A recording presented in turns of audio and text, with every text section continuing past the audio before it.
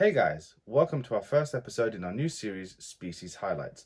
Each episode will be looking at a different animal that we keep here at MJ's Pythons in a bit of greater detail. Today, we'll be starting off with our Rhino rat snake.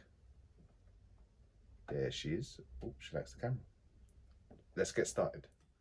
So here we have a Gonyosoma boulengeri, commonly referred to as, or commonly named, the Rhino rat snake. And if I can get this little girlie to look at us, you can see why right here.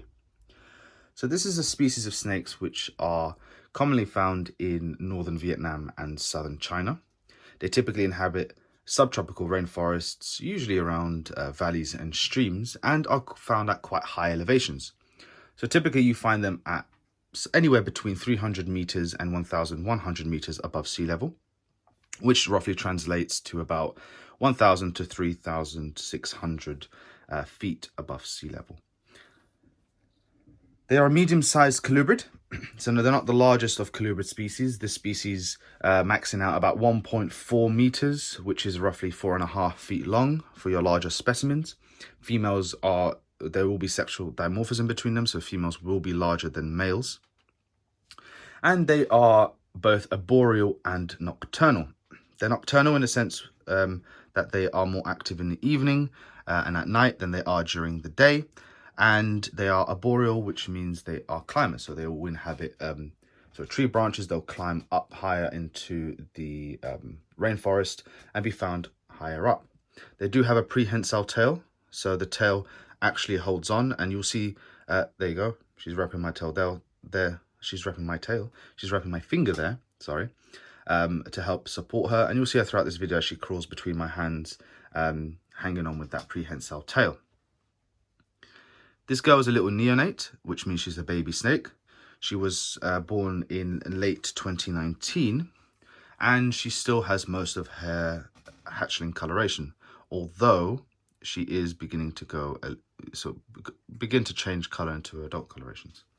Typically, when they're born, they will be a brownish gray or even silver coloration, and that helps them camouflage with the leaf litter when they're born.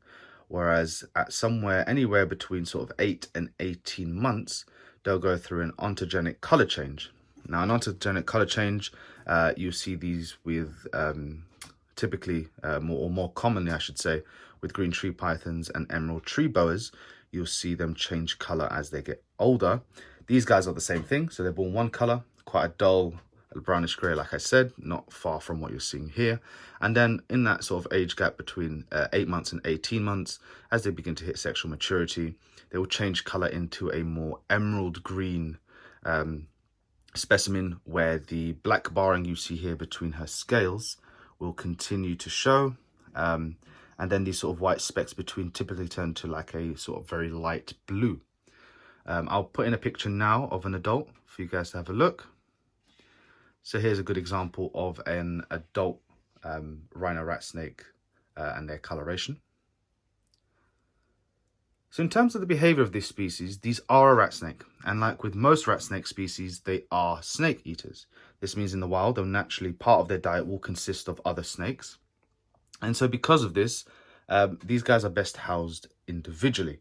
Although some people have reported success with housing these guys in pairs in much larger vivaria where they can easily avoid one another, I would still probably recommend that we stick to housing these guys individually. It calls for, there's no point, in my opinion, there's no reason to take a risk because it is just one accident and then we could have an animal injured or worse. So typically you want to house these guys individually. When it comes to enclosure size for an individual, you're looking at sort of a bare minimum of about 2 by 2 by 2 foot. So 2 foot wide, 2 foot deep, and then 2 foot high. In centimeters, that would be a 60 by 60 by 60 cube. This is a size usually used for species such as green tree pythons, or recommended for green tree pythons. Obviously, with these guys, bigger is better. They are an active species. And unlike something like a green tree python that's going to sit on a perch most of the time and only really wander during the night, these guys are quite active throughout. So they'll move quite a lot, even sometimes during the day, especially in captive specimens. And so the higher, you want a cage which is taller rather than it is wide, although width isn't, still part of that consideration. This little hatchling, some people or most people keep them in little hatchling tubs. We're using this Exoterra enclosure in the back to house her in it temporarily. This is a temporary cage. It's really small, but for her size, she's doing really well in there. So we typically furnish it with cocoa fiber at the bottom. And if we open this up, so you have fake plant. It is a semi-bioactive setup. The only thing lacking is real plants. But other than that, we have a cocoa fiber type substrate at the bottom, covered in a layer of moss to help with humidity. And she does quite often hide under that moss, especially during times of shed. A nice big water bowl to help with the humidity as well. And although on camera it looks like it's merged in, there is a cork bark tube in there, here, which is vertical, and she'll hide in there, she'll climb around, and she's active quite a lot of the time. Now, in terms of platforms, is one thing I'm going to mention with their adult enclosures. Although they are arboreal, they will not perch like green tree pythons will. So green tree pythons and emerald tree boas, you'd usually have like a stick or a piece of dowel rod going across, which they will sit in that sort of very iconic perching style, that iconic pose, and spend most of their time like that. These guys won't necessarily do that. You're better off with a flat, elevated perch where the animal can sit on a flat surface on a coil, but at a higher elevation. So sometimes having a small platform, for example, beneath the basking spot, if you're using bulbs or ceramic heat emitters, would be ideal. So they can go up there and they'll sit on that flat surface, almost like a shelf, to bask. Speaking of temperatures, these are a cooler species, which is important to note. They do come from high elevations, so typically the temperatures up there are cooler than you would expect otherwise. Generally speaking, you would want to keep these guys between 16 and 29 degrees Celsius. That would be your 16 being your cool end, 29 being your warmer end. And that's roughly between 60 and 85 degrees Fahrenheit. The neonates, the hatchlings, unfortunately, are very susceptible to overheating.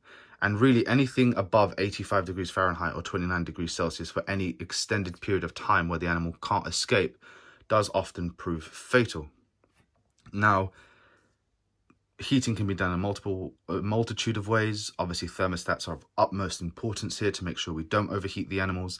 But heat mats can be used under substrate, or ceramic heat emitters, or your standard heat bulbs, all of which can be used, just making sure we use the correct wattage and that they are always on a thermostat. In terms of humidity, ideally between a 60 and 75% humidity is preferable. These species can tolerate lower humidities, and if you come from a place where humidity is quite low, you may struggle to keep humidity up. In those sorts of cases, this sort of carpet of sphagnum moss or any moss type substrate, either in hide or above the substrate, where the animal can seek higher humidity should it wish to.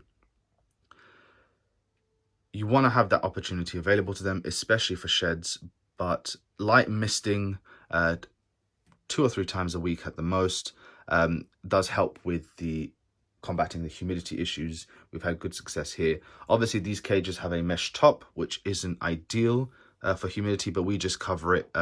We cover 2/3 of it with a bit of plastic, whether it be a plastic bag cut up and then taped down, just to help keep that humidity in for a little bit longer. When it comes to breeding these individuals, they are fairly simple to breed. They do go through a brumation period, and following that brumation period, they will begin copulation, much like most colubrids. The breeding season for these guys, typically in the wild, is sort of between March and June, following that extended brumation period. And typically, a female will lay anywhere between sort of 6 and 9 eggs. That's sort of the average being about 7-8 eggs in a clutch. The eggs typically hatch after 57 days at 28 degrees centigrade, or in Fahrenheit, that's 82.4 degrees Fahrenheit.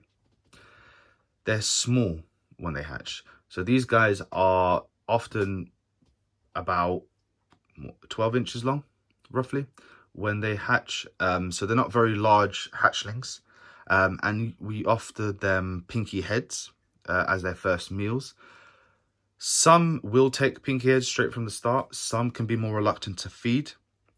So especially on rodents. So in cases where we have an animal who is being reluctant to feed on rodents, we will try giving them tadpoles or live fish from a reliable source to make sure there are no pests, etc.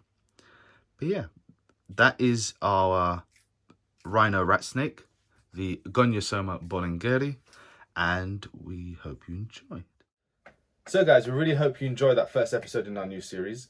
Leave any suggestions or what you thought down in the comment section below. We love reading your comments. Stay tuned for upcoming episodes. We've got loads of different species coming and some new content as well here in the coming weeks and months.